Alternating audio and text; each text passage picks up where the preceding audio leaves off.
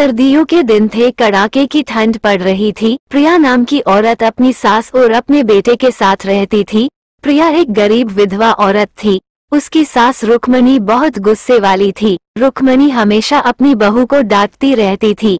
एक दिन प्रिया घर में काम कर रही थी, तभी रुक्मणी उसके पास आती है। बहू, तू घर का काम ही करती रहेगी या बाहर जाकर भी कोई काम करेगी? मेरे बेटे को खा गई, अब क्या मेरे पोते को भूखा मारेगी? बाहर जाकर कुछ काम कर और पैसे कमा कर ला। पर मां जी, मैं कल गई थी काम ढूंढने, लेकिन मुझे कोई काम नहीं मिला। आज फिर जाकर काम की तलाश करती हूँ। तू तो वैसे ही काम चोर है। जब मेरा बेटा जिंदा था तो इस घर में किसी चीज की कमी नहीं थी, और एक तो है जिसे कोई काम भी नहीं देता। प्रिया को अपनी सास की बातें बहुत बुरी लगती है, फिर भी वे अपनी सास और राहुल के लिए खाना बनाकर बाहर चली जाती है। वो कई जगह जाती है लेकिन उसे कोई काम नहीं मिलता। इसी तरह पूरा दिन बीत जाता है। प्रिया निराश होकर घर की तरफ चल देती है। तभी वह एक होटल पर किसी को बात करते सुनती है। देख भाई रामू, तू मुझसे दुगने पैसे ले ले, लेकिन काम छोड़कर मत जा। तू इतना अच्छा खाना बनाता है, तभी तो मेरा होटल चल रहा है। अब तू अचानक काम छोड़कर जा रहा है।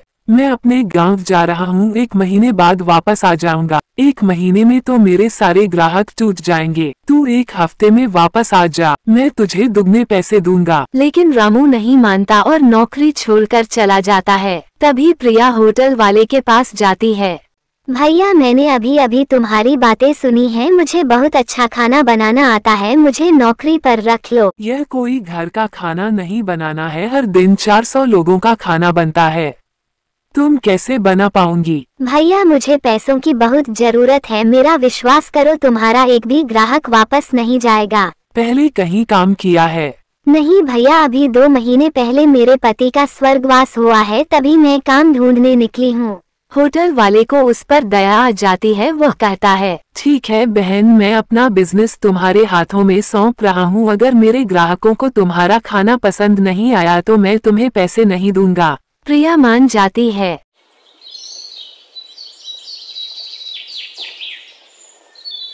अगले दिन से प्रिया होटल पर खाना बनाने लगती है।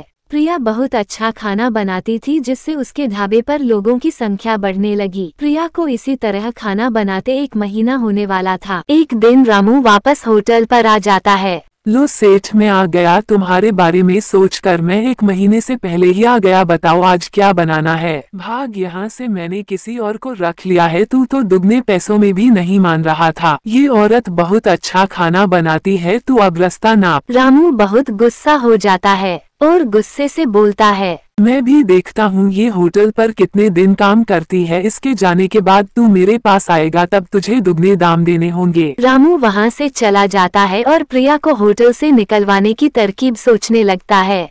इसी बीच ठंड का मौसम और बढ़ जाता है। प्रिया को कभी कभी होटल पर काम करते हुए रात को देर हो जाती थी। ठंड के मौसम में वह ठिठुरती हुई देर रात घर पहुँचती थी। एक दिन वह रात को वापस अपने घर जा रही थी, तभी उसे रास्ते में रामू मिल जाता है। सुन, वह होटल मेरा है, कल से वहाँ से काम छोड़ दे, नहीं तो मुझसे बुरा कोई नहीं होगा। भैया, मैं बहुत गरीब हूँ, मुझ पर रहम करो। तुम तो कहीं भी काम ढूंढ लोगे, मैं अकेली कहाँ जाऊंगी काम ढूंढने? वो सब मुझे नहीं पता, कल से तू होटल पर नहीं जाएगी बस। ये कहकर रामू चला जाता है। प्रिया घर आकर बहुत रोती है। अगले दिन वह होटल पर जाकर होटल के मालिक को सारी बात बता देती है। उसका मालिक कहता है, बहन तुम चिंता मत करो, इस रामू को तो मैं सबक सिखाऊंगा। तुम आज फिर उसी रास्ते से जाना। भैया, इतनी सर्दी में वो सड़क सुनसान रहती है, कहीं रामू मिल गया तो पता नहीं मेरे साथ क्या करेगा। बहन तुम चिंता मत करो, मैं छिपकर वहीं रहूंगा। जब वो तुम्हारे पास आएगा तभी मैं उसे पकड़ लूंगा।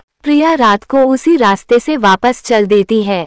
तभी उसे रामू मिलता है। मेरे मना करने के बाद भी तू होटल पर गई, अब मैं तुझे नहीं छोड़ूंगा। रामू जैसे ही उसे मारने के लिए आगे बढ़ता है, होटल का मालिक पुलिस के साथ आकर उसके सामने खड़ा हो जाता है। तू एक गरीब विधवा औरत को परेशान करता है, अब तो तुझे होटल नहीं जेल मिलेगी। ये कहकर वे रामू को पकड़ कर ले जाते हैं। प्रिया अगले दिन से फिर से होटल पर काम करने लगती है। प्रिया इसी तरह काम करती रहती है। कुछ दिनों में प्रिया की आर्थिक स्थिति ठीक हो जाती है और वे सर्दी से बचने के लिए नई रजाई और हीटर ले आती है।